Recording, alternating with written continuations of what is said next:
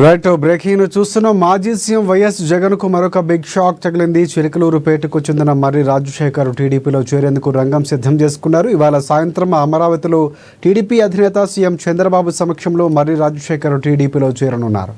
ఆయనతో పాటుగా పలువురు వైసీపీ నేతలు సైతం టీడీపీలో చేరనున్నారు.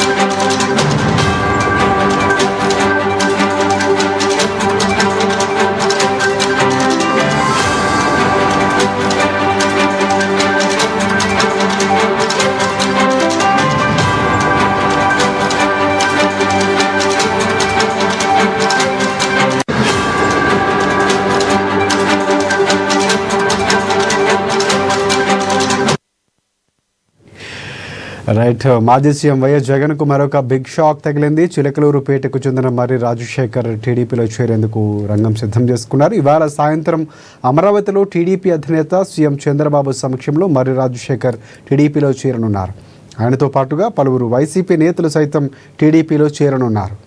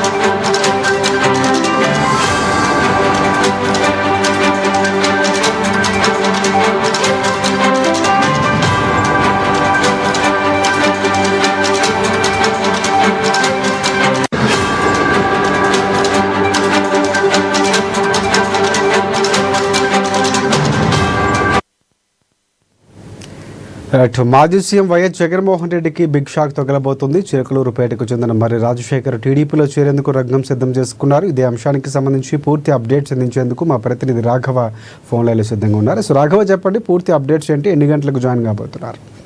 Thank you Rajasekhar.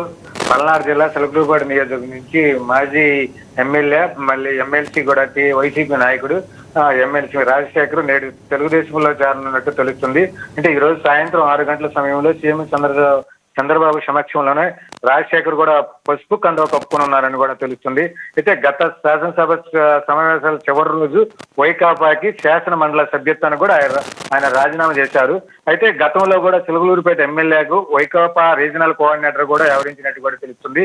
అదేవిధంగా జగన్ ప్రతిసారి మాట ఇచ్చి తప్పడము, పార్టీలో సరైన గుర్తింపు లేకపోవడం వల్ల దీనికి వల్ల కూడా టీడీపీలో జాయిన్ అయినట్టు కూడా అవకాశాలు ఇవ్వలేదు. అయితే చిలకలూరుపేటలో మాజీ మంత్రి విడదల రజితో కూడా విభేదాల కారణంగా వైకాపాకి రాజశేఖర రెడ్డి గుడ్ బై చెప్పినట్టు కూడా తెలుస్తుంది.